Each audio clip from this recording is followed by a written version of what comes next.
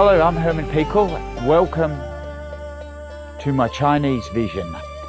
So we're in Qingdao. It's a beautiful place. Hot, very humid. And I see the next few days as being a real challenge. This is crazy. This is just crazy. It's stinking hot. Oh my God, I've never done this before. We're dealing with thousands of people everywhere, and we're also dealing with humidity. And also got to deal with subjects that I've never painted before, stuff that I'm not familiar with, which I'm actually quite looking forward to. Some typical Chinese temples, maybe a beach scene, maybe a street scene. Who knows what the next few days will bring. It's been raining. We've got 15 minutes to do a painting. If I see something that's interesting, I exaggerate it. If I accidentally write an obscenity, can anyone let me know?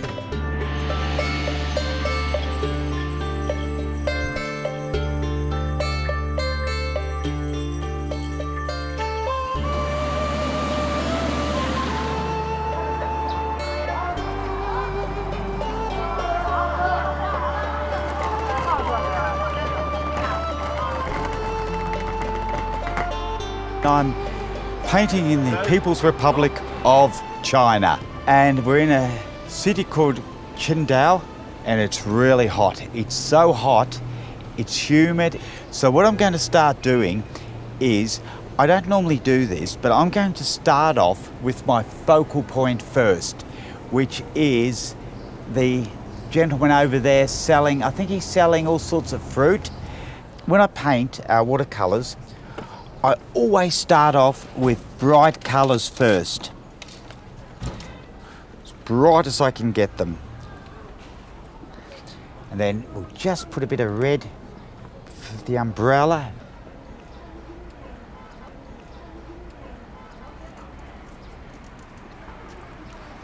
Right.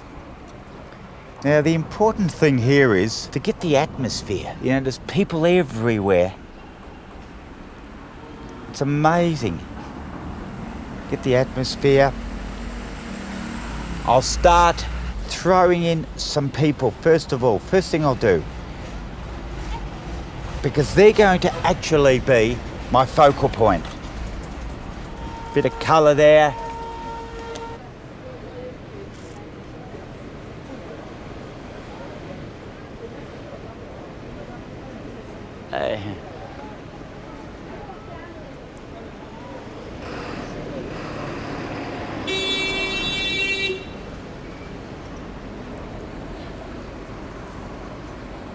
My first wash generally is about one thing only, and it's about colour. Bright colours, bright as I can get it. Can I go any brighter than that? I'll try. Yep, as bright as I can get it. Just suggest it. There. There we go. And it's a beautiful big building in the background. This is just the underneath wash. Sort of a goldy yellow colour. I think it's a bit of cad yellow, I'm not sure. A bit of cad yellow, a bit of red. It's funny, you're in China because I come from Australia, which has got, I think, about 20 million people. I think there's 20 million people in this city alone.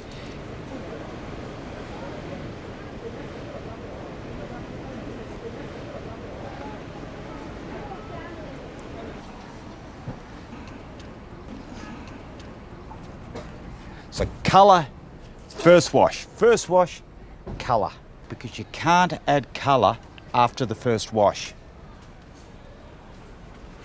Oh, look at that. And it's great. If you're ever lonely as an artist in Australia or Britain or wherever you're from, come to China because you'll never be lonely. If you paint plein air in China, there will always be at least 100 people watching you paint. So this is just the first wash, throwing in a bit of colour, leaving a bit of white there because the white's a very important part of the painting. And the other thing is, I think at this stage, I may leave the sky pure white. I don't think I'm going to touch that sky. So just a bit of colour, a bit more colour there. This is my first wash. I don't normally do much more than this in my first wash. Splash a bit of colour, work out where the focal point's going, and that's about it. So what we're going to do now is put it in the sun, let it dry for about 3 minutes, and it's so important in your first wash to let it dry 100%. And we'll just lay it on the ground somewhere, hope we don't get in anyone's way. We'll just leave it here. There we are. So hot, it'll be dry in no time. So at this stage, I haven't done much, haven't really committed myself to much except colour.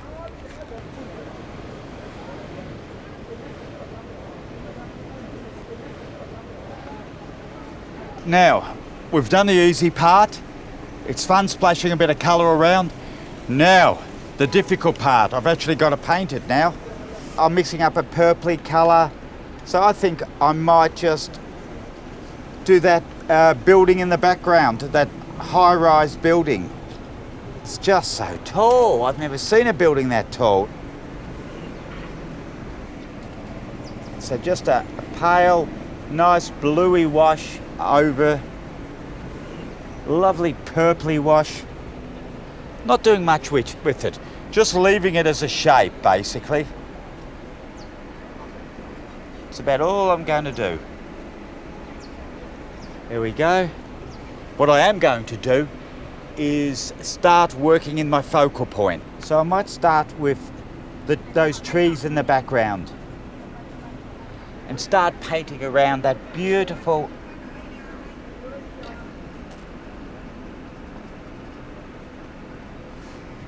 I've actually now got to think about it. I've actually got to think.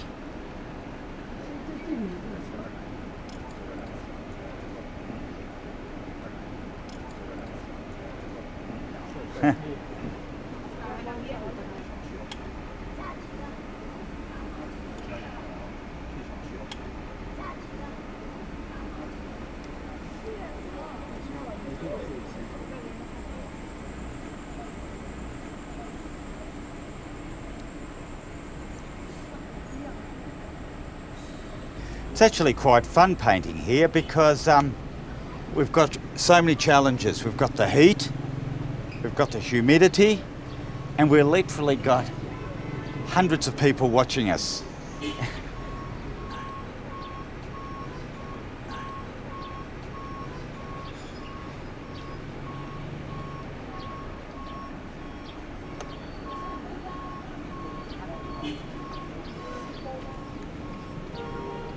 I'm going to be working on this focal point for a bit of time.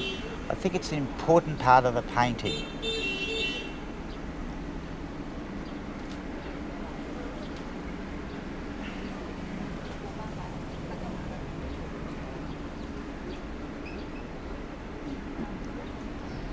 Trees. This is a great brush for foliage. This is my favourite brush. You don't have to spend money. This is a brush you find somewhere and you just abuse it. It makes a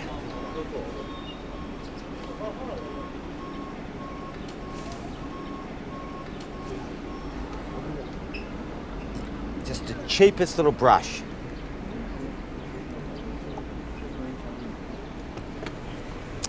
I'm not sure what watercolourists would do without dry brush, because this is such a confusing subject, and so when it's so confusing, I tend to throw in a lot of dry brush.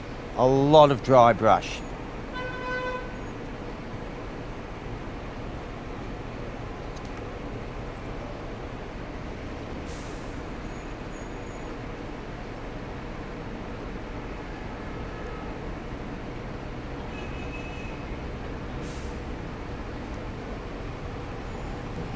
Also got to work out where the shadows are coming from. I've got some shadows on the left-hand side of the people there.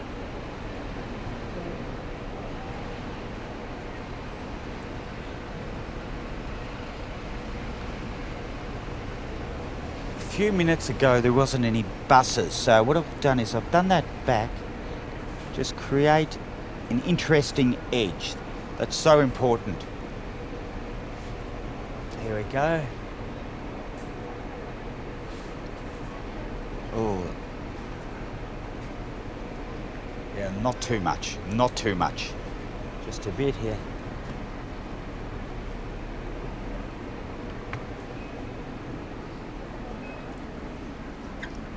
There we go. Ah.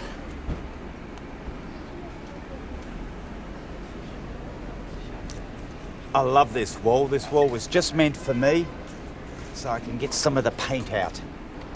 The more complex a subject is, the more I tend to just use dry brush. Watercolour, you can actually let the painting do the work for you. A smart watercolourist lets the water, the pigment and the paper do all the hard work. It'd be so good if I could see what I was painting. I can't see anything. All I can see is thousands of people. So I'm actually using a very strong dark. This area is very important. That's where the Chinese writing goes. What I might do is, I've got my wallet here. People are probably wondering, what am I going to do? Credit card. And I'm going to do the Chinese writing in the credit card. If I there accidentally write a swear word or, an obscenity, can anyone let me know? Because I've got no idea what I'm writing. I'm just trying to copy what's there.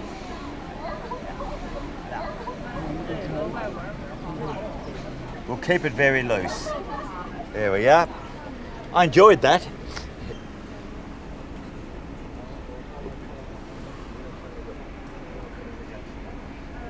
So confusing, but it's enjoyable. And it is great painting something you don't know what you're painting. You're just trying to copy what's there.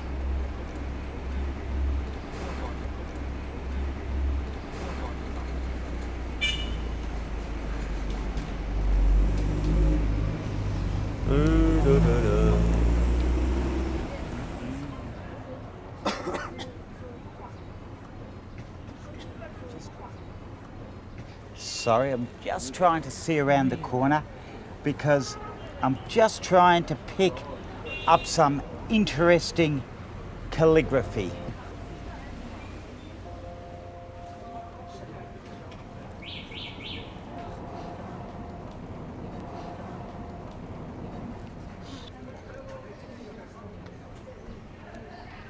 Look for interesting calligraphy. We'll just do this side wall now. Ugh.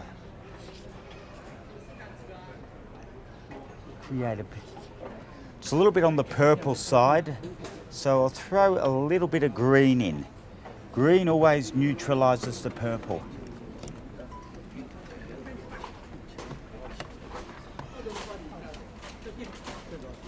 Here we go.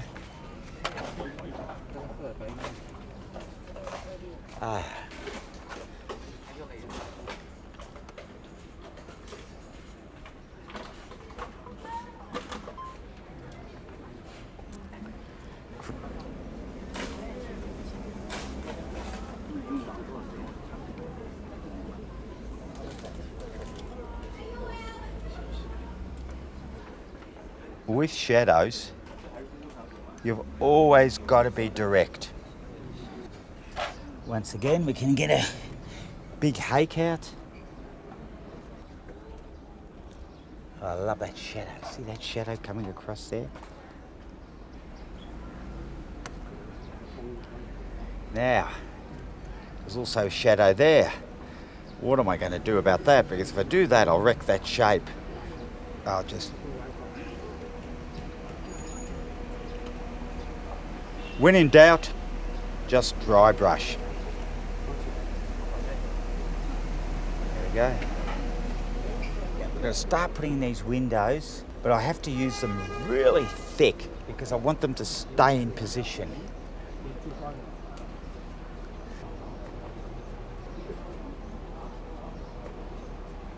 There we go.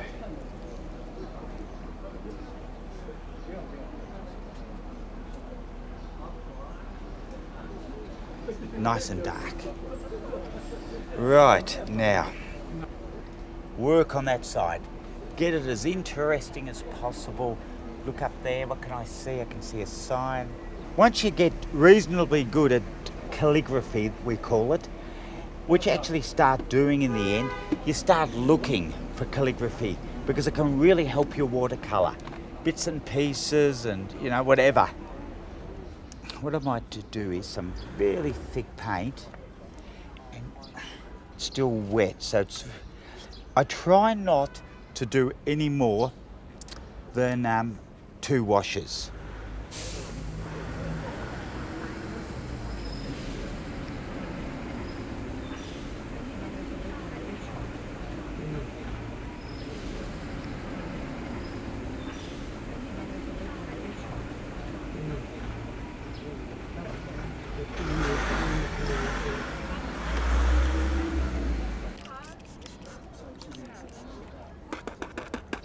That's better. Just create some interest in those walls. Working a bit more wet into wet in the background here. There's a building there, but I think I'm not going to do much. I'm just going to prefer to just leave it.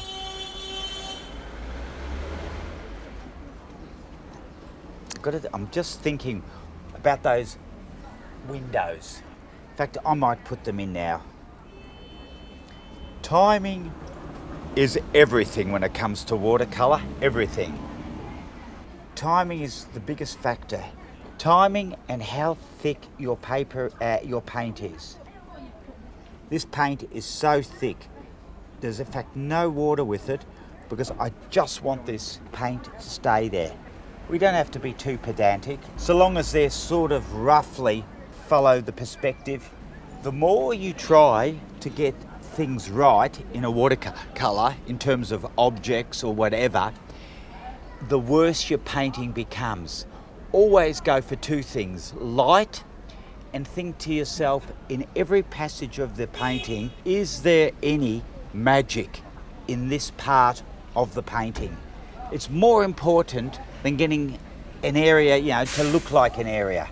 So long as your focal point is reasonably accurate, then everything else will fall into place. And there's one thing I love about watercolours is throwing thick paint, and when I mean thick, depends on where you live. If you're from Australia, it's Vegemite. If you're from France, it's Nutella. If you're from England, it's Marmite. China, I'm not sure what they have. Now what I might do is get the credit card again. If you do scratch back, never ever scratch back into a wash. Never scratch back into a wash. Only scratch into thick paint that is starting to dry. Like here, it's thick and it's starting to dry. Just get your finger. What else can I do?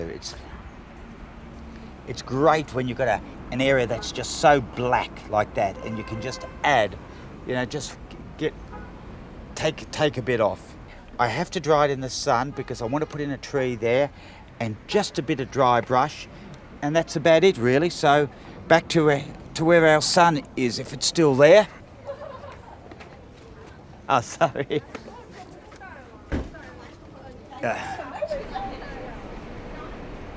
Now, it's almost dry. I love that bent tree there. I've been eyeing that tree off ever since I started. So that's something I'm a bit excited about.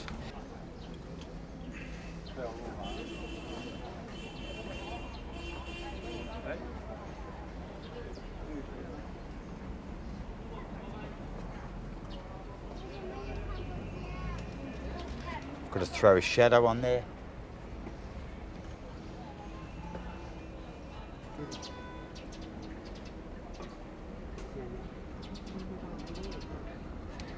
calligraphy, branches, whatever it is, the quicker the better. And then once again, my throwaway cheap brush, just to put a bit of foliage on. I'm not going to put much on.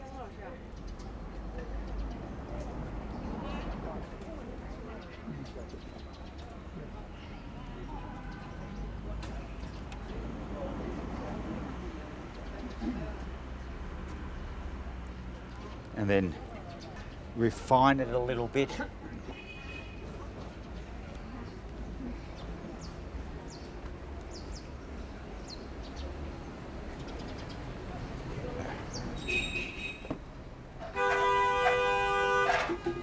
And then maybe just a little bit of dry brush, just a little bit.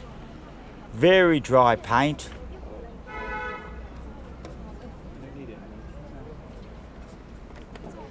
Rather than do another wash, I don't like 3 washes. I like 2 washes and prefer to put a bit of dry brush on, but I'm not sure how dry this paint is, so I'm just wondering whether I'm going to be thrown out of China if I paint this wall. Oh, here we are. We can always tell them it's street art. Australian street art comes to Qingdao. That's all right, okay? That's it. I just had to get some of the paint off my brush. I could throw a figure in there.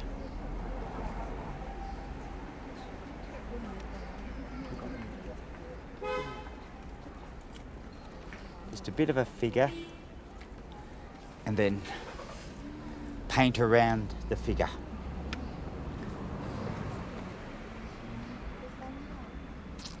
Much broader shoulders.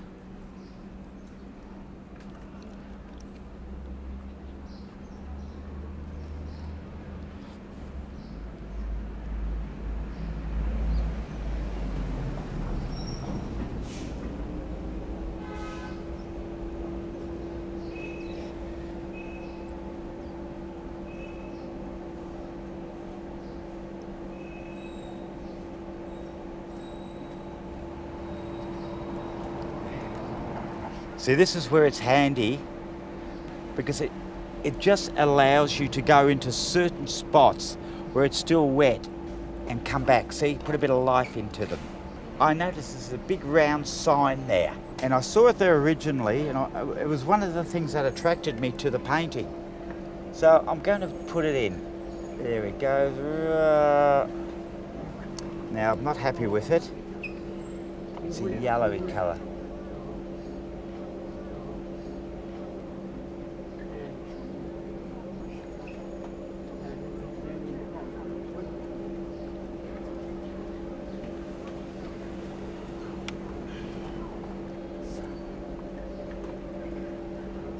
Got to make sense.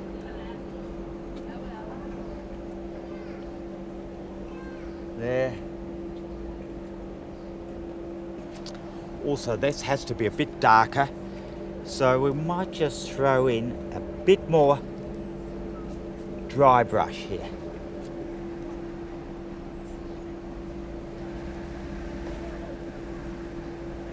But I don't want to lose that bit of yellow underneath. I think that's important. I travel all over the world painting, but the Chinese absolutely love watercolour. It's amazing the amount of people that just love watercolour, and all ages. All right, this might do it. So what I'm going to do is, it's very hard to concentrate with all the people. So what I'm going to do, it's basically finished. I'm going to have a look at it tonight. I don't think I'm going to do much. Maybe a few little highlights on the shoulders of some of the people, but that's about it.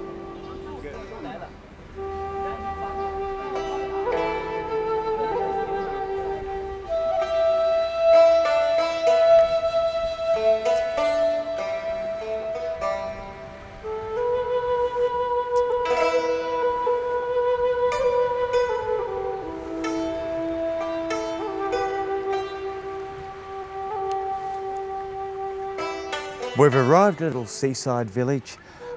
amazing boats, the most amazing boats. They look hundreds of years old. They're probably not that old, but they look hundreds of years old. And we're away from the hustle and bustle of crowds. It's quiet, beautiful day, perfect day for painting. That's fabulous. Might just go a little bit lower so I can see less of those rocks. Just a bit lower. Perfect. Fantastic. Board. It's a fantastic subject. So what I'm actually doing is, got the boat, I've eliminated some of the detail. There is a concrete wall in the background. I'm not going to put that in because I reckon it's going to interfere with the painting. Now I'm going to start painting very quickly because I can feel rain. So we've got to be very, very quick here, very quick. I can feel it raining. So we'll get the first wash done very quickly. There's always something. If it's not sun, it's rain. So we're going to be very, very quick. So I've gone for this sort of neutral bluey colour. It's not blue because I don't think there is blue in China, but it's sort of a neutral sort of colour.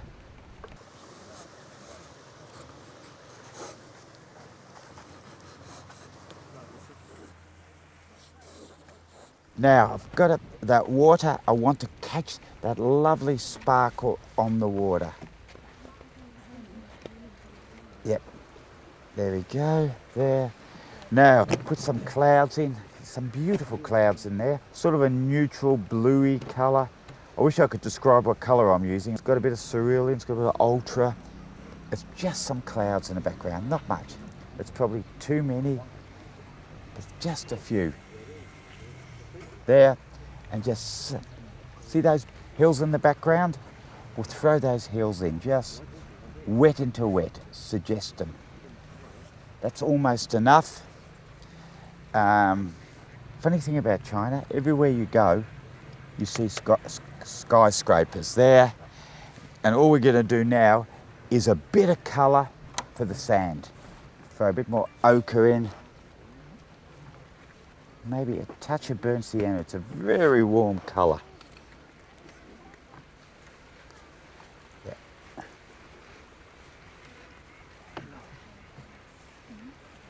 There we go. Lots of bit more burnt sienna.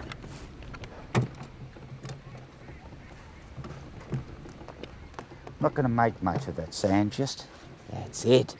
Oh, yeah. We can always dull it down later, give it a bit of a wash. Then do the underneath colour of the boat. We'll keep it really warm. Not sure what that noise is.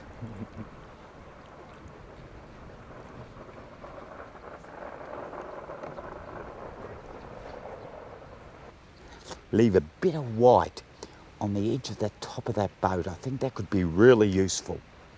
Then once again, throw in a bit of colour where this boat is going to be so dark. So it's just a bit of underneath colour. There, let it all run in, that's it. Might even throw a bit of red in, wouldn't hurt. Now is the time to put colour in. You cannot add colour after your first wash. So when I do this first wash, I've got two things on my mind. Colour and also leaving the white of the paper. That's the only thing I have on my mind. And a bit of greeny turquoisey colour I can see. Just to vary that colour a bit. See just where that edge of the boat is there. Now the only thing is, you notice a few spots of rain. I can't do anything about that. There's nothing I can do except maybe put a few seagulls where the spots of rain have been. I can see dragonflies everywhere. So unfortunately, I think I'll be painting dragonflies. All right, so there's our first stage. We'll let this dry in a few minutes. I reckon 5 minutes it'll be dry, and we'll then proceed with the next wash.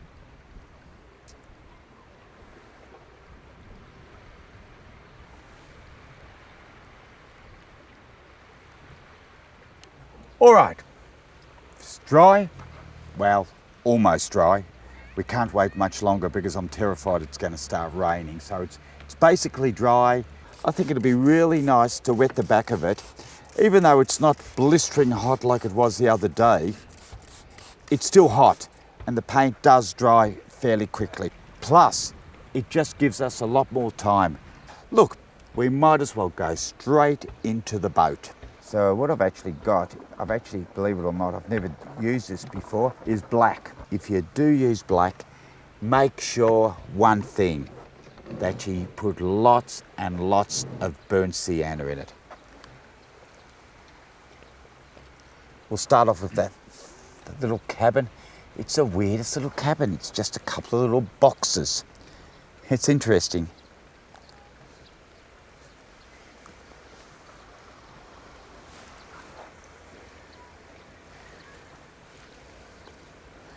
When you do buildings, or boats or whatever you do, my advice is don't go tight.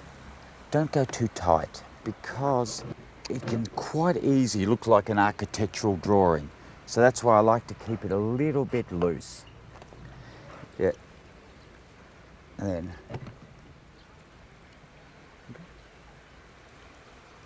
side of the boat.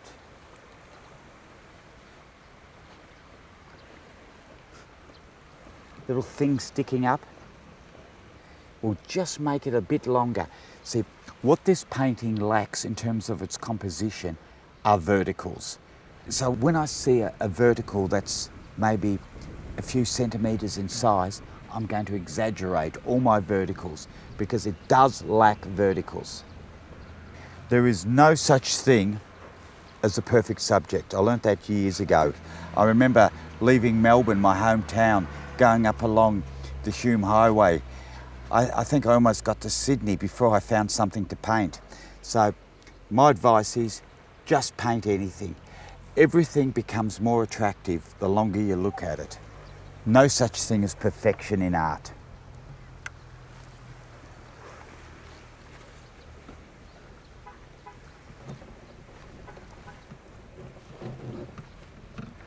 It's a bit stiff, so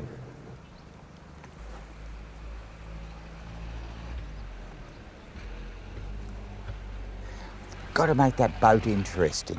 See a bit of a vertical there, the structure of the boat, and then I notice a bit of a vertical there. So what I'm actually doing, if I see something that's interesting, I exaggerate it. Always exaggerate. Always push everything to the limits, particularly in watercolour.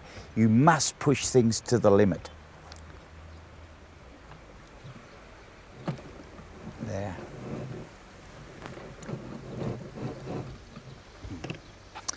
Or if I want any extra interesting things, what I do, I turn around, look at some of the other boats, and I can see all sorts of bits of timber, and I've got nothing against moving something from there to here. So whatever it takes to make a painting, I'm totally indiscriminate. The only thing I never do is change the atmosphere, the mood. I never change the mood. That's so important. I'm always faithful to the mood. However, I'm quite often move things around so much.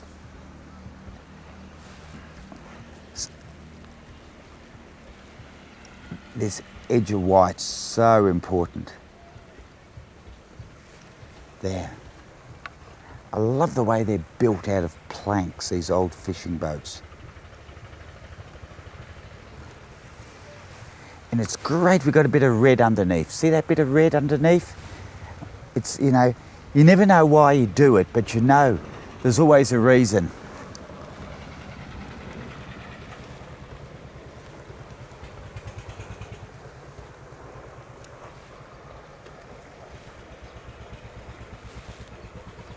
See if you can leave holes, lots of little holes, and then where it's like the rudder, it's like a type of a rudder where the propeller comes out. That is exceptionally dark. So once we get in, don't let it dry.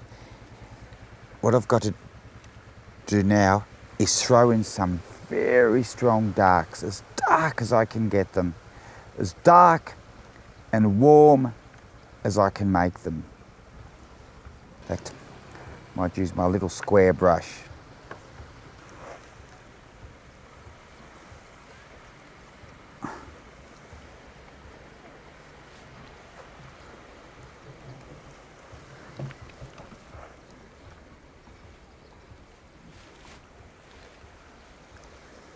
It's actually wonderful painting something you've never seen in your life.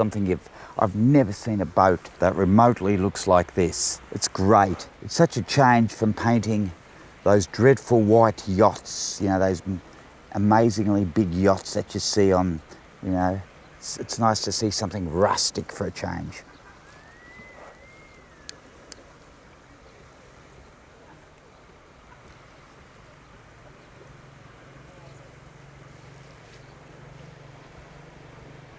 So just a propeller.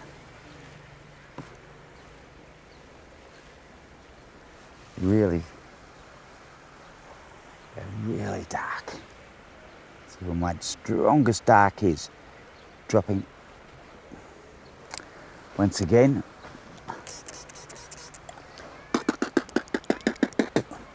Right, okay.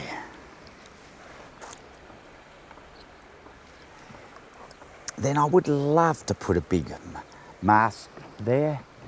And I can see some wonderful masks. Ah, great, I'm allowed to do it. I can see some. So I can see some, yep, some wonderful verticals.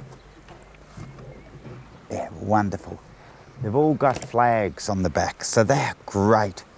It's great when you find stuff like this.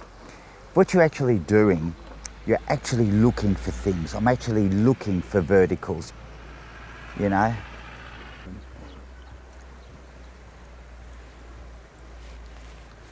And then there's also a major vertical.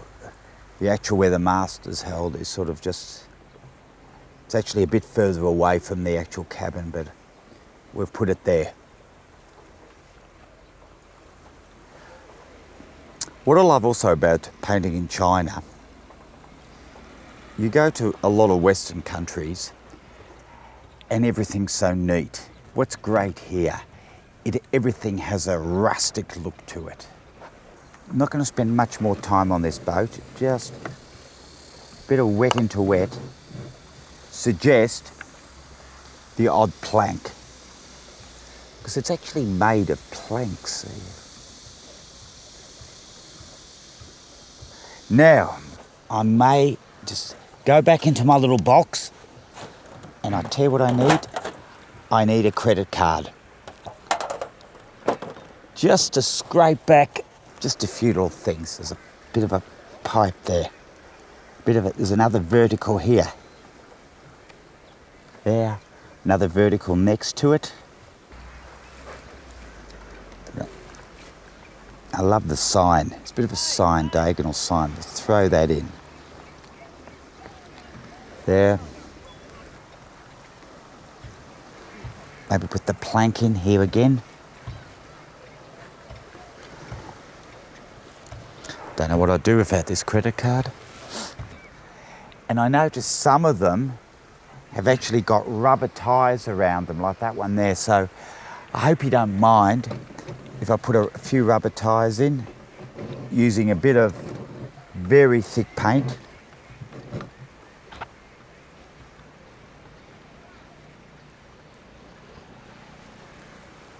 Now, we might just throw another wash on top of the sand. It's just a little bit pale, so probably not going to change the colour of it much. Just throwing in a sort of a purpley wash, because that wash is quite dark. Use a bit of dry brush. Yep, that's it. Let it blend in there. But I love those rocks. So I think I'm going to just throw in a few rocks. Doesn't matter where I get them from.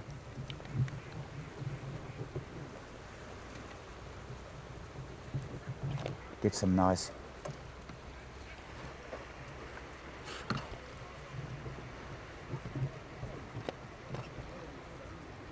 look around for... See, if you look in the background, you can see I've got rid of all those rocks and just suggested just a few, and we'll connect them to the boat.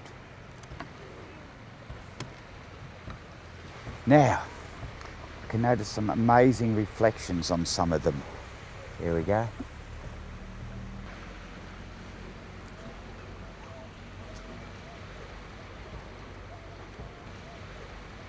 The good thing about the rain now is it's a bit of a blessing. It means I don't have to spit on my boat anymore. I can get enough interesting effects.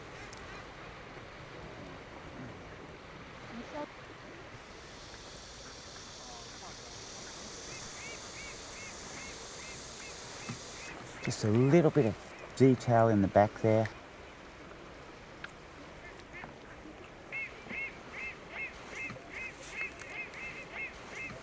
It's great. It's been raining on the sand and it's made it look so much better.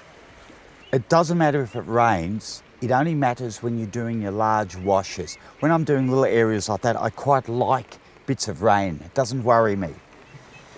So what I'm going to do now is I'm going to throw some people picking up, I don't know what they're doing. I think they're picking up crabs. Oh, it's raining a bit heavy now, so what I'm going to do is I'm going to finish now. I'm not going to do any more. I may just do a few touch-ups later on. I think the sand needs to be a bit darker, and that's about it. In fact, I'll do it now. Just a bit darker on this to connect it all up. That's about it, right. Might just have one little rock on the sand. Just a little rock on the sand there. I hope the camera crew don't mind getting wet, because I want to do some more rocks, just a few rocks.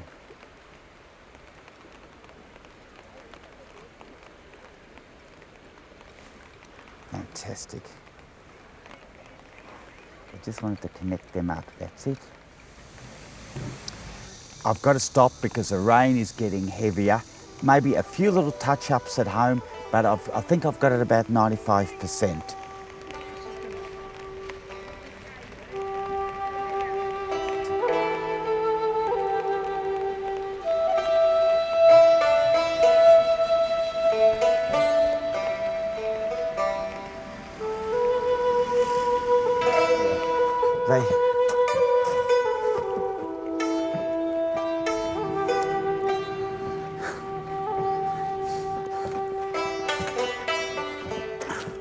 Here we go.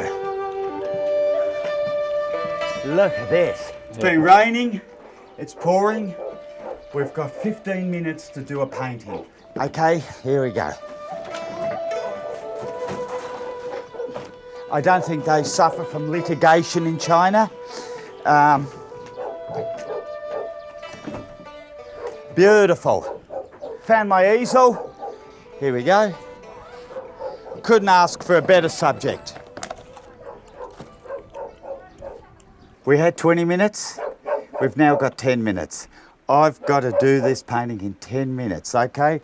So here we go. So if students take any longer than half an hour on a watercolour, I know they're fiddling. So we've got 10 minutes to do this painting.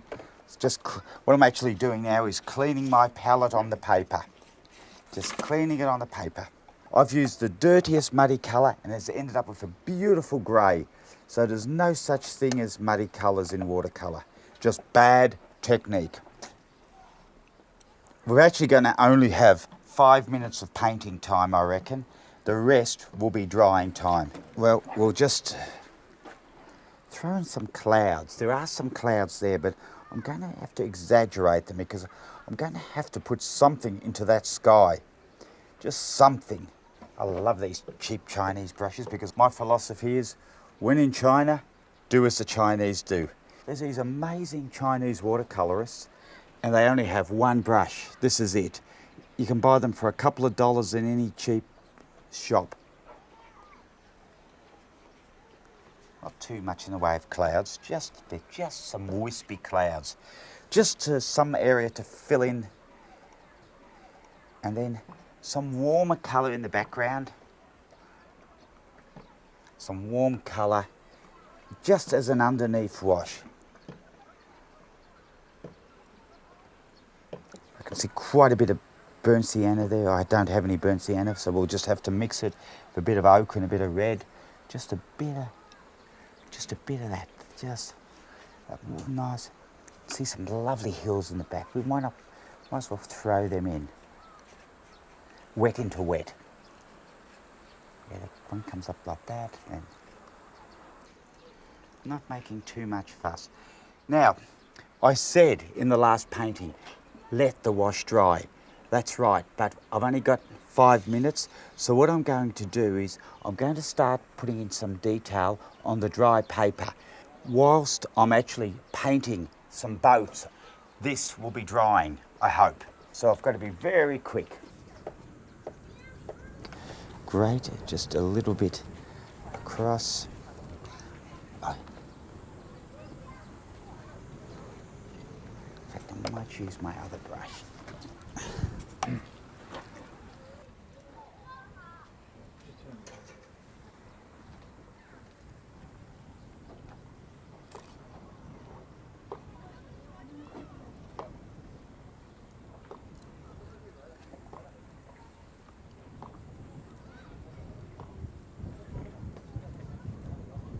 Just some more boats. I can see hundreds of boats.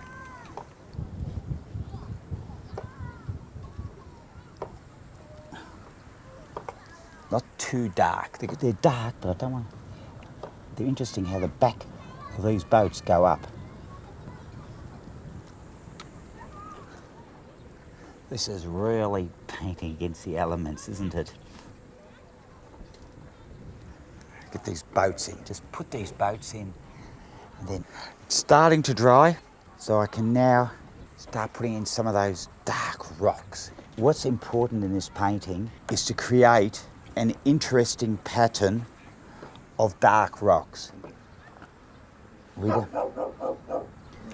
Making sure to leave a few puddles here and there for the water.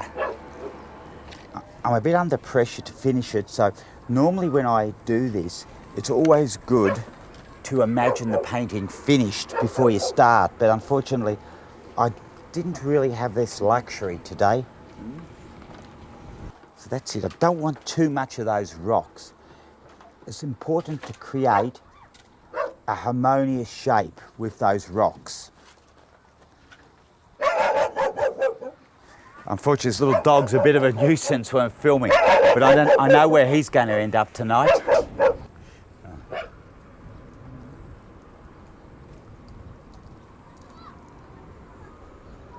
Just get that shape of those rocks.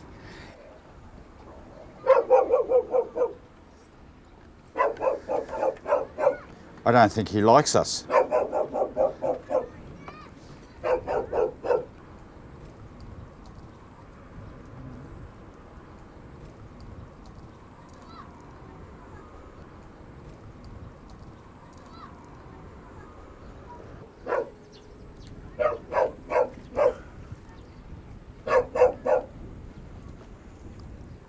Throw in some trees.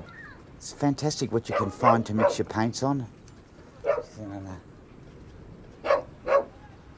Just some of those trees there. There.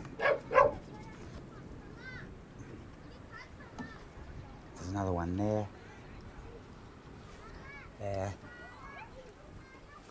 Fantastic. There. This is actually the quickest painting I've ever done. Look at that.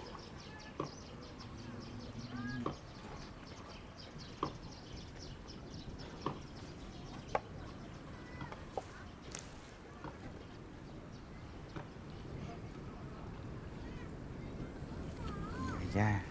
And then what I might do is throw in some of the people. Just some of those little people working there.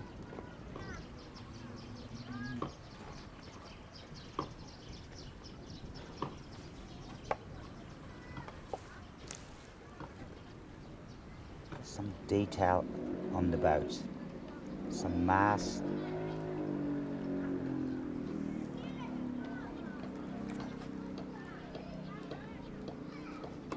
Once again, I forgot my credit card. So we just throw some of the buildings in as the paint is drying. 1, 2, not many.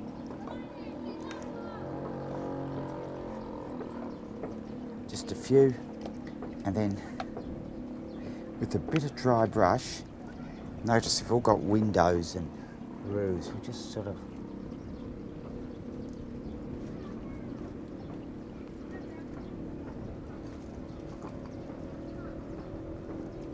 put those mountains in the background in again. They've disappeared a bit, but I quite like them, so I might throw them in again.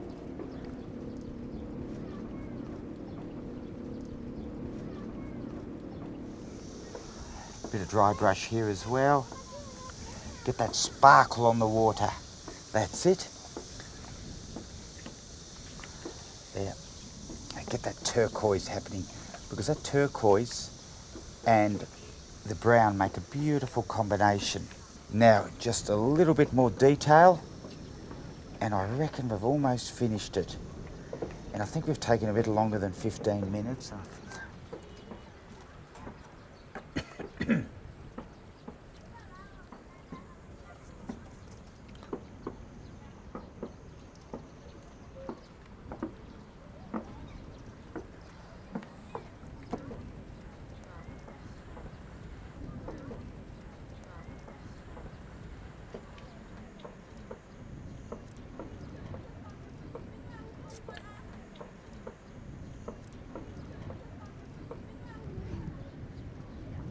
You only have to paint one good person working and the other 500 people will look good, whether it's boats or whatever.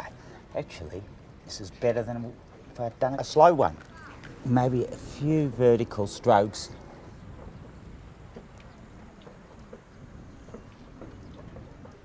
Bit of dry brush always gives the illusion of detail. All right, now, well, that's it. That was the quickest painting I've ever done. We've got to go. At least it didn't rain. It did a bit. So what I'm going to do about that, I've got two choices. I'll throw in some Joseph's Bookfitch birds, or I'll give it just a fine coating of a milky white, just to get rid of those spots of water. Okay, another one done.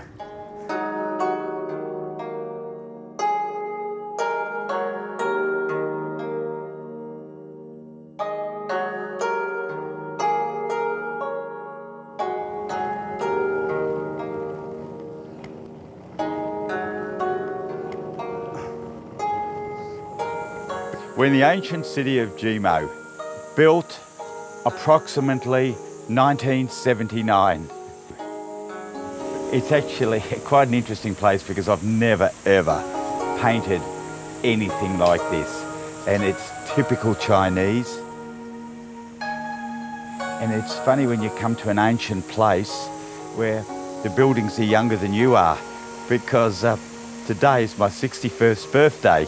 So you look at buildings that are supposed to be ancient and they're only 35 years old. Anyhow, it's a great subject anyways. So it's so different to anything I've ever painted in my life. Just these sweeping round roof lines, and they're just getting the feel of it. Like I said, the most important thing when you paint, you must have a vision. You must see the painting finished before you start.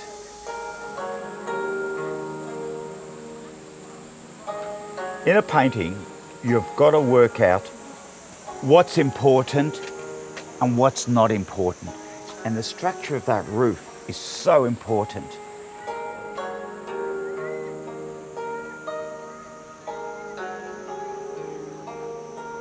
There's a sign back there, it says, "Fall into water carefully."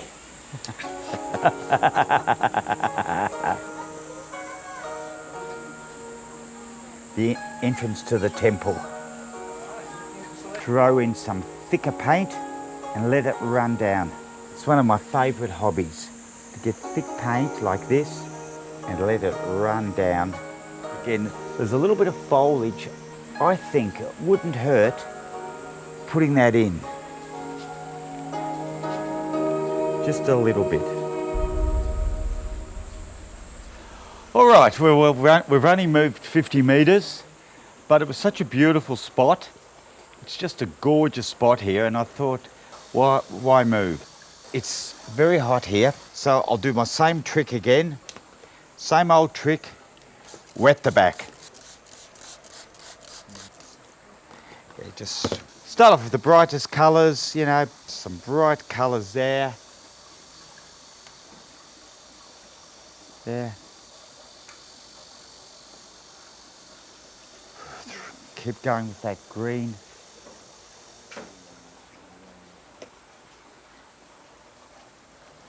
Throw in that low.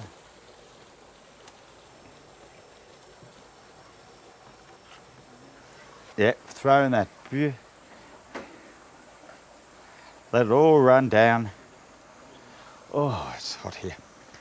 Okay. My first wash is just like basically a soup of colour. Just as some foliage there, some bushes there on the right hand side there.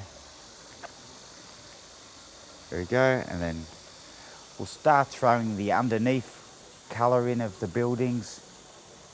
This is just the underneath wash.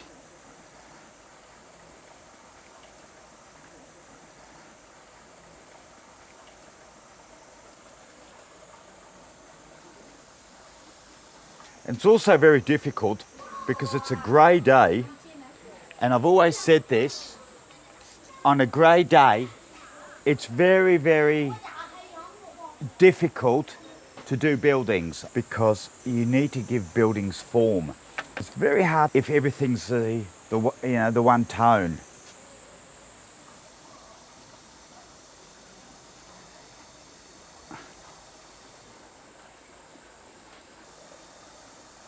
So just the first wash.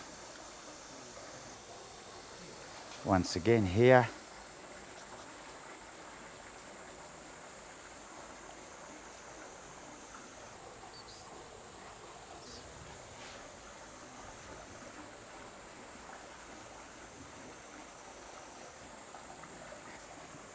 So when I do the first wash, it's all about one thing only, colour. Colour. It's all about colour. Just get the colour on. It's not about tone, just about colour. All right. That's about it for the first wash.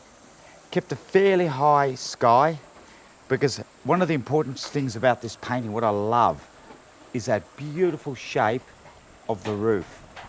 Beautiful curve going there, curve there, series of curves. It's like reminds me of a Chinese version of the Australian Opera House. We're going to now let it dry, have a break for 10 minutes, and then come back, okay?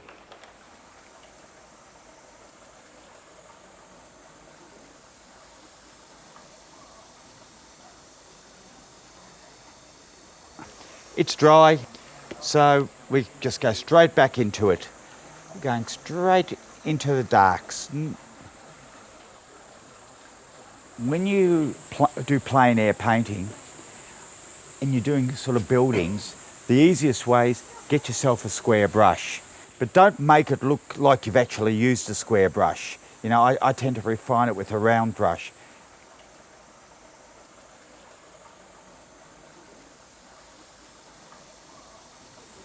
And use dry brush as much as you can because when you're outside, you've only got 30, 40 minutes. So you just get as close as you can to it. So I know myself, the more pedantic I get and the more accurate I get, it doesn't help my painting at all. My paintings are worse.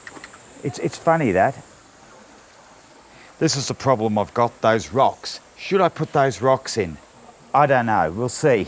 I don't know, it's really, I might move them over a bit.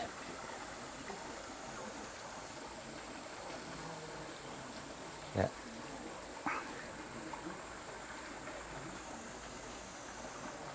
So long as I've got this dark shape happening.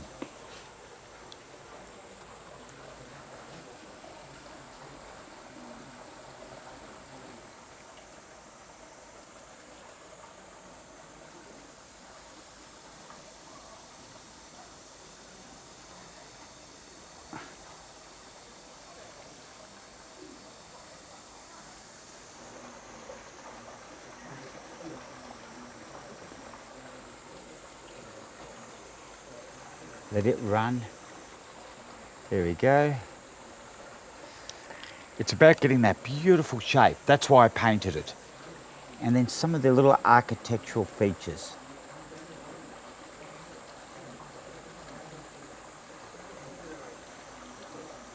There we go.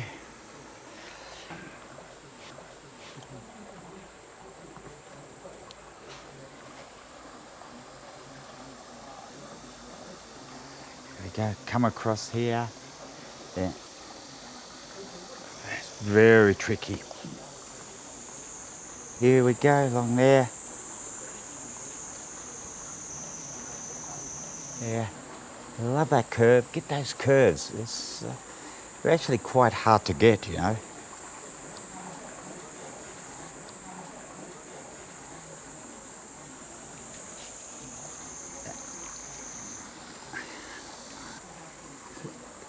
Get some dry brush in that tree in the middle there.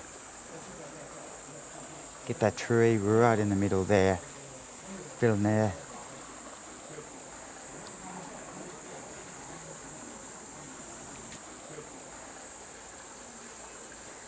In fact, I'm glad I'm using watercolour, because with a watercolour, one can use dry brush. And the dry brush can sort of act as sort of detail, and where parts are just not paintable, like for instance, the rocks in the foreground in there, which I really don't want to put in, I can actually dry brush them. If you leave things to the imagination, it's far more satisfying to the viewer to actually leave a lot to the imagination. And I'll be honest, this painting we're leaving quite a lot. I can see the strongest dark behind here. Let the dark run there. Just got to get some of those architectural features, you know, looking fairly convincing. Once again, I've got to get my credit card, because just need to get back some things that I've lost. Get that sort of curve back. I'm sort of really pedantic about that curve. I don't know why. I just think it's a very important part of the painting.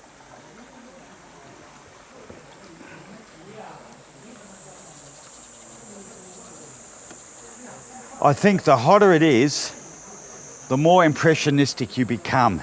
You just don't have that energy to really, you just think, oh boy.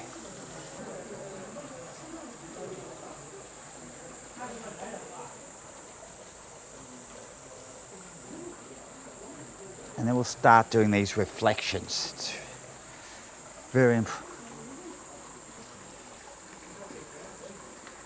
So doing watercolour, it's such a beautiful medium to use. It's just so enjoyable. And I think that's why it has the popularity all over the world. And actually doing watercolours is far cheaper than having to see a psychiatrist once a week. It's very good for your health.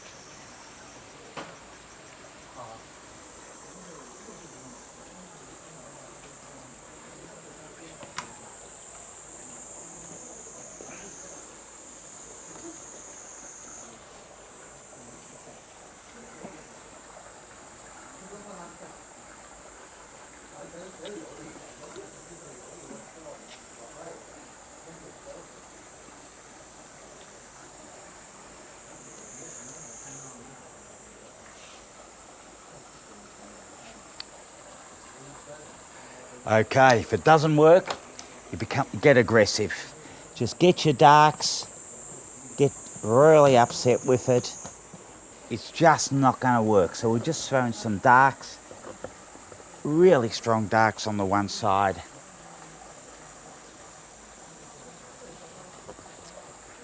Make sure it doesn't dry.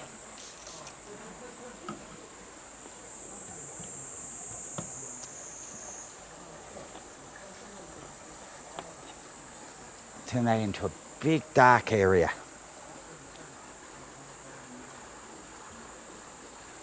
Yeah, darker.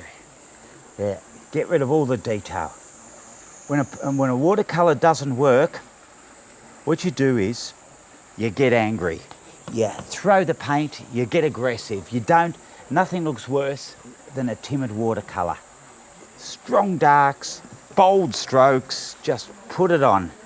There were just too many shapes before, so that's why I decided to get rid of all the unnecessary stuff and create a lovely dark shape. Oh boy, this is crazy. This is just crazy. It's stinking hot. Oh my God, I've never done this before. It is stinking hot. Funny how things just get smaller and smaller. When you're painting dark over a light, the tree always gets bigger and bigger and bigger. When you're working in reverse, it gets smaller and smaller and smaller. So always keep that in mind. Hence this poor little roof, it's getting smaller and smaller. Because I look at it, I'm just not happy with the shape. It's not too bad now. Well, in fact, if I'm not happy, I can't do anything about it because it can't get any smaller. Sometimes you wish you were doing oils. You could just get some white opaque paint and make it bigger. But what I will do is there we go. There we go. Get that nice and dark in the corner. Make sure it doesn't dry. And then just get yourself, see if I can look for a bit of calligraphy. Even if I have to look at other buildings that have a bit of detail, just to get that as interesting as possible.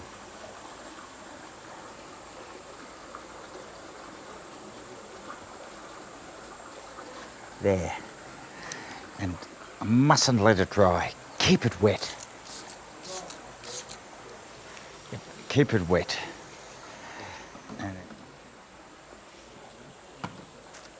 So I've eliminated the rocks there, and I've just turned it into a dark area. Just some of that, see that beautiful fruit tree on our right? The more pedantic I get and the more accurate I get, it doesn't help my painting at all. My paintings are worse. It's funny that. Quite happy with what I've done. Always works when you get angry. So remember, if it doesn't work, and it's just feeling flat, your painting's not working, just put a bold stroke on there. Trust me, it's something that always works. And don't put too much in. You know, people often put too much in. You know, like I can see rocks, I can see lilies, I can see statues. Focus on what's important, that shape there. And then just a little bit of foliage.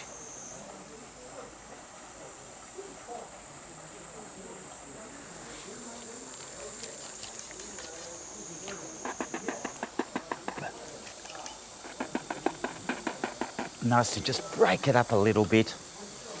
I used to get a lot of students at one stage, and then I started spitting on my paintings and the numbers have sort of dropped off dramatically. But I find it's a vital way of getting interesting effects with the water.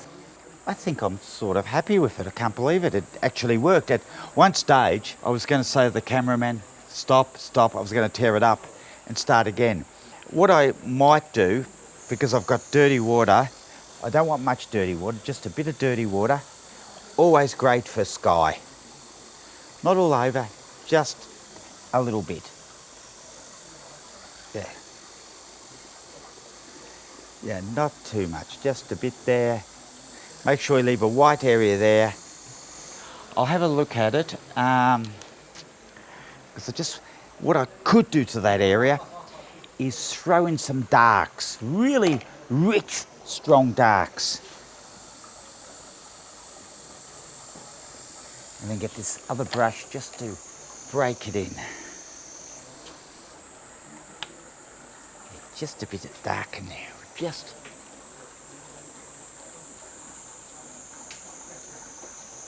Now I can see lilies in there. Do you think I should put them in? I don't know. Why not? We've got another half an hour. Why not throw some lilies in? could stuff the whole painting up, but we'll give it...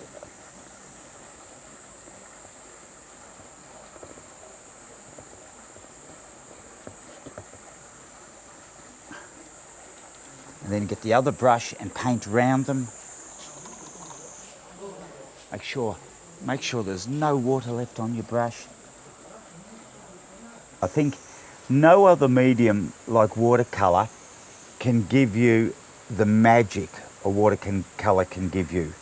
And John Constable once said, you can't paint anything unless you understand it. Just break it up. And remember what I said about the scratching back? Only into thick paint that's almost dry. What it's done, it's given me something in the foreground, but it's also broken up a dark mass.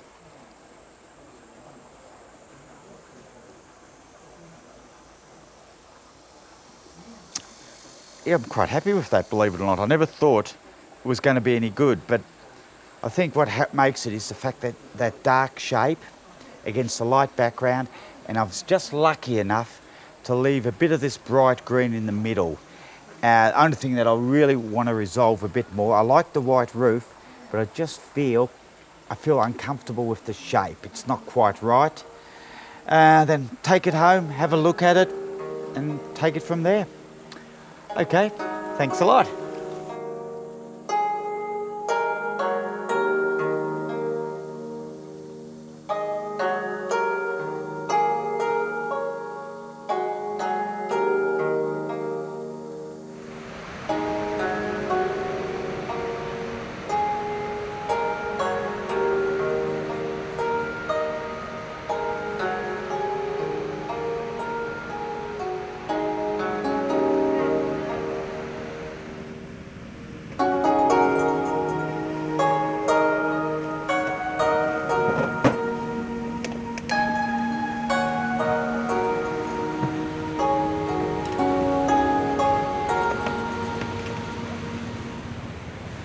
Hi, another hot day in Qingdao. Actually, we've got a lovely breeze.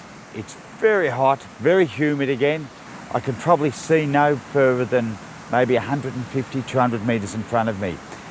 So what that means is there is very little contrast. So what I've decided after looking at the scene for 20 minutes, I just can't see it done as too transparent because the air is so thick. It's almost hard to breathe. So what I'm doing is this time I'm adding quite a lot of white in my mixture to my cerulean blue to get that sort of dense feel to it.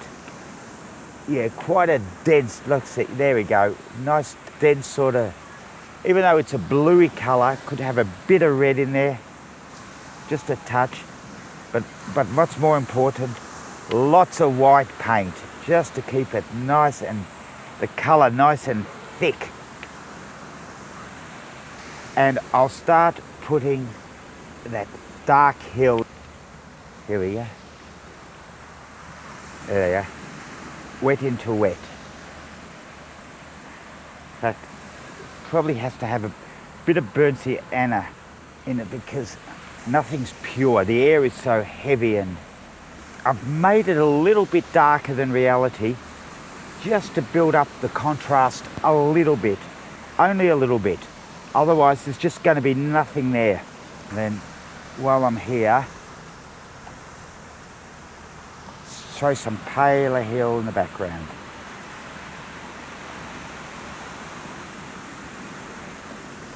Has to be nice and all milky. I've got to be quick because I don't want to dry on me. Just leaving some white shapes for buildings. I'm using Chinese watercolour paper. I've only ever used Arches, Saunders, so it'll be very, very interesting to see how it works. And then there is a little bit of colour in the tents in the foreground. See those tents in the foreground? Bright colour there. There's a couple of red ones.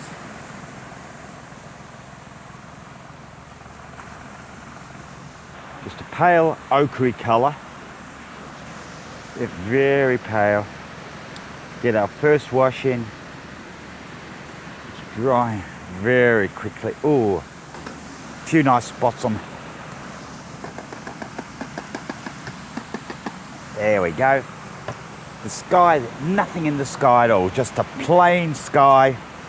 Maybe we can just make these a little bit more sophisticated.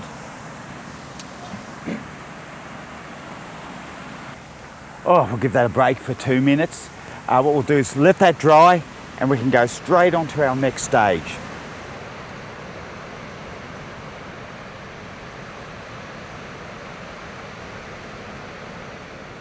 Probably start off with maybe the red of the roofs, which is a bit of, basically just a bit of burnt sienna, very pale, very pale.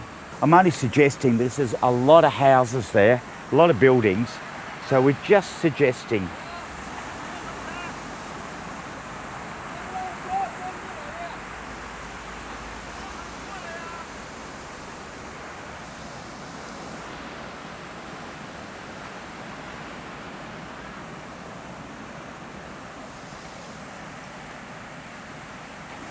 All we have to do is get one building looking right and they'll all work, okay? Just a bit of fine calligraphy.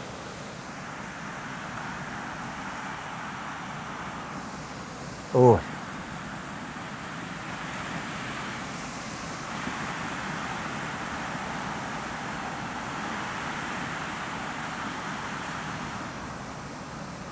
Very deep, very fine.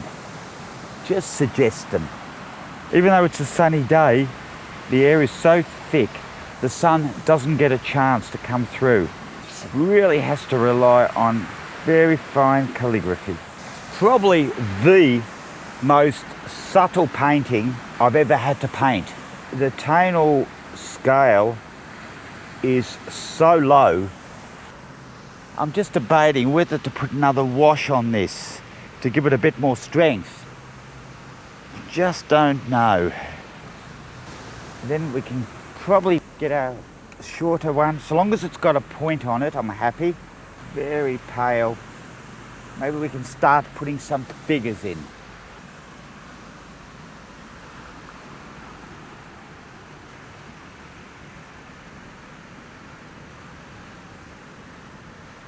That looks like a dog. It was accidental.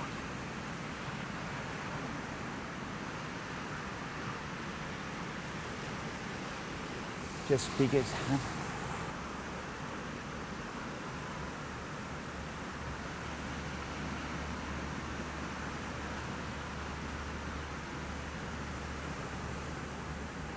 It may not be true to nature, but I really feel it just needs another wash, just to make it a little bit more interesting and to make those buildings in the background stand out a little bit more. Because even though it's just nothing to look at. And always say to yourself, never waste the underneath wash.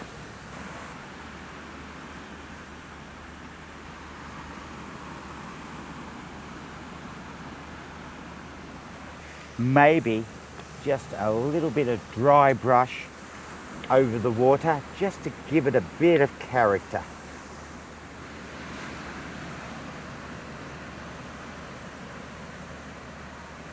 Not too much, not too much. Oh, I'd love to put some shadows in, but unfortunately I can just see them actually. The sun's coming out a bit now, so I can actually sort of put... Ooh, way too dark, way too dark.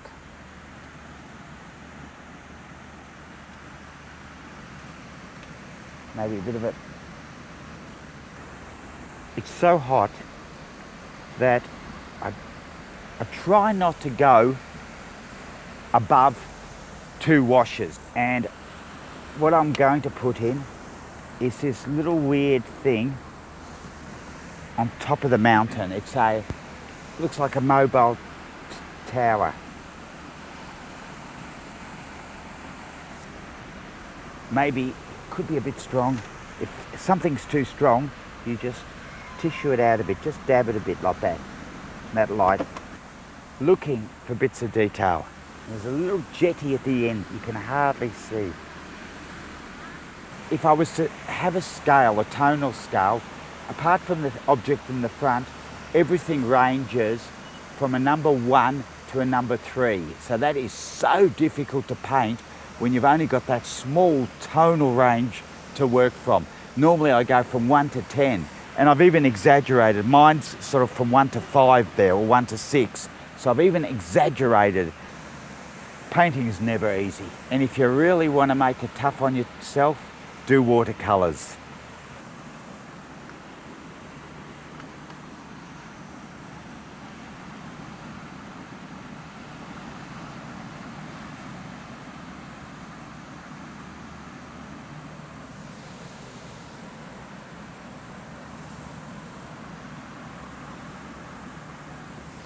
What I might do is throw some dry brush in the foreground. Got to be careful with dry brush. When you use dry brush, make sure it's actually dry. In reality, it's very flat. So just adding a little bit of dry brush, it just makes my foreground come forward from the background. So just a bit.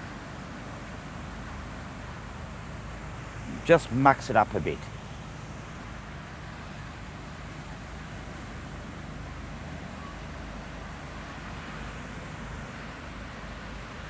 Not too much. There's one thing that I've been looking forward to painting in this. That barbecue that's about 10 metres in front of me. It's a strong shape, and I've been thinking about this for the last half hour. And I think I might put the barbecue round about there. In reality it's there, but I think putting it here leads us in there, back to there. So I'm thinking about putting it in there, so that'll be fun, putting that in.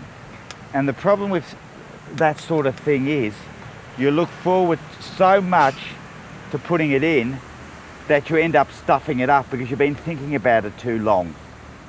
So it's all about calligraphy, and then the thing in the middle,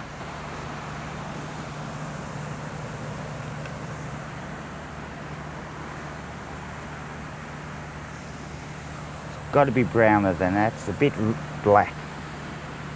I can see a very small shadow coming to the right of it.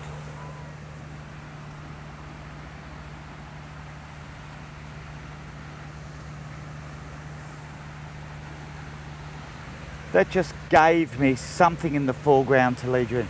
It's an unusual looking thing. It's basically a barbecue, but it sort of really helps the painting. So when I paint, I always look for interesting bits of calligraphy. Like in watercolour, I said you've all got a lot of enemies. You know, you've got drying time, there's so many difficulties in watercolour. But one thing I love about watercolour, which makes it so much better than other mediums, is it's so good to do calligraphy. Almost Eastern actually, you know, like it's almost like one stroke. I'd love to find some more calligraphy. And all I can find is some verticals there. There was a band playing here last night. Just have a vertical, just to keep it interesting. They're just bits and pieces. A few bits of charcoal left behind. There's even some funny looking things down there. They're sort of, what are they? They're like little sort of pontoons.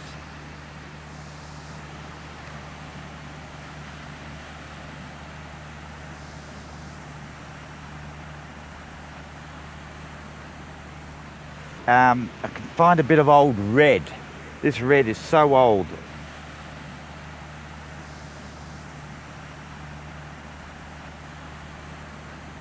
Yellow, look for some bright yellow. Here we go. We've got some bright yellow, just a few bits of bright yellow.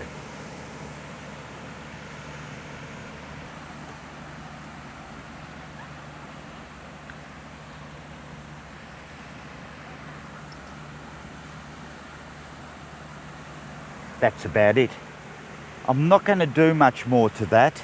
We've been out here long enough in the heat So it'll be really nice to just get back to a cool air-conditioned hotel, look at the paintings, study them, and then maybe make some minor alterations. So the advice I'd give to everyone, take it home 90%, 10% in the studio. Thanks. Well, that'll do. What do you reckon?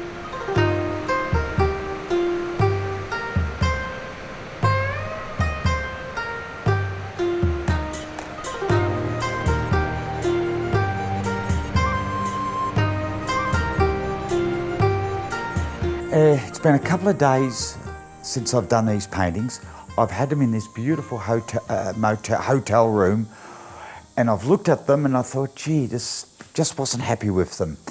So it's really good when you come back, look at your works over a couple of days, and you can immediately see with a fresh eye the parts you're not happy with. So what I'm going to do, rather than just have the single boat, I'm going to imagine another boat behind there, a paler boat, to create a lot more interest in that area because it's too even on both sides. So once again, don't be too descriptive and just throw in some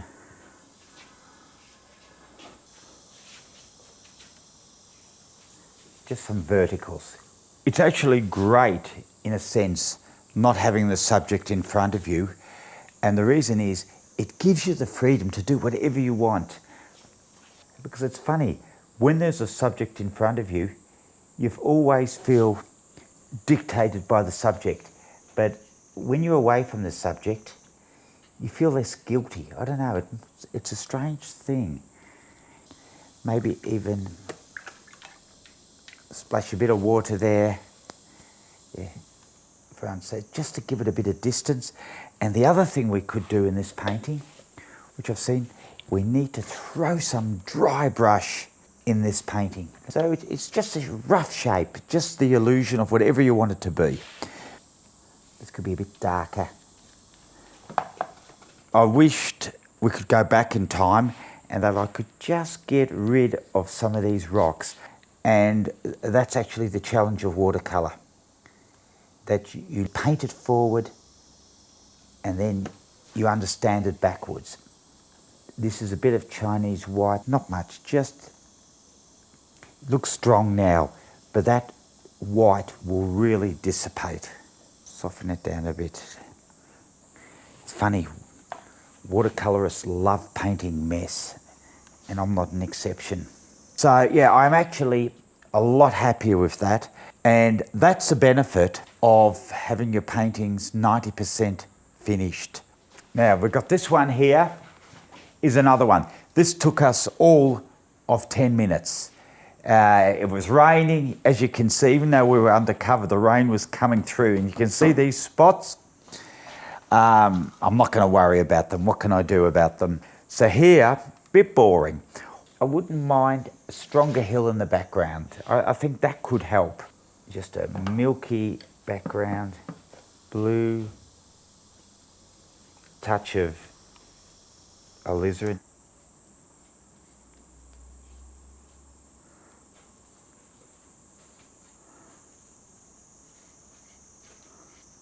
It just needed something there.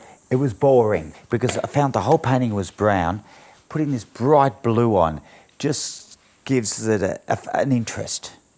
And then what it actually needs is a really good figure there working. A couple of really good figures to lead you in.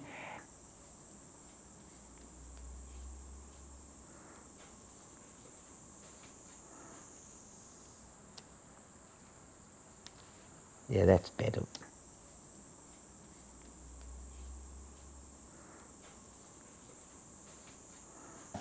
And I might even just a little bit of that blue into the water, not too much, because we don't want to lose that white.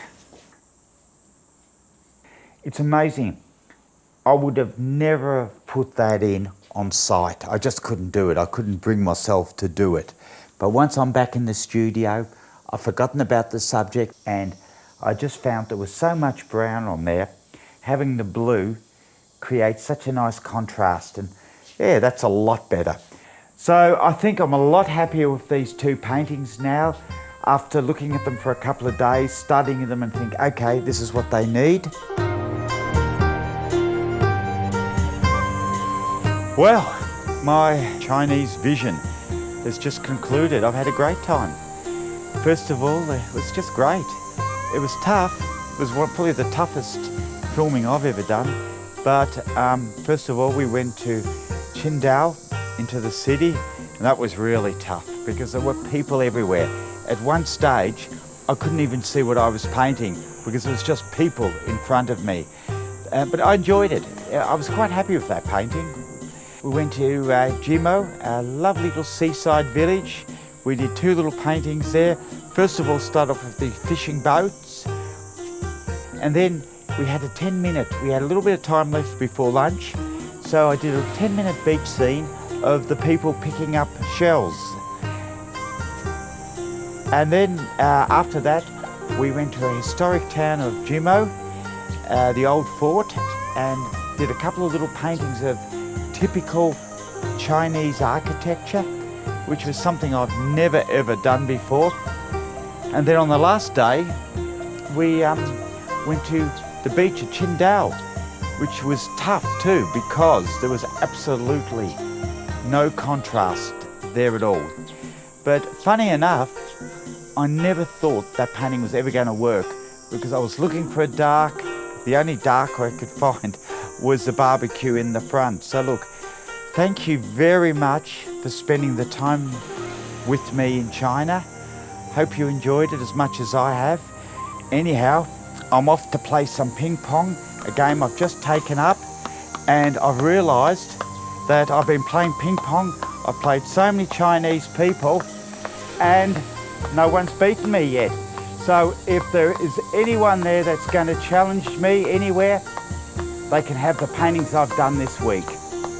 Thanks very much.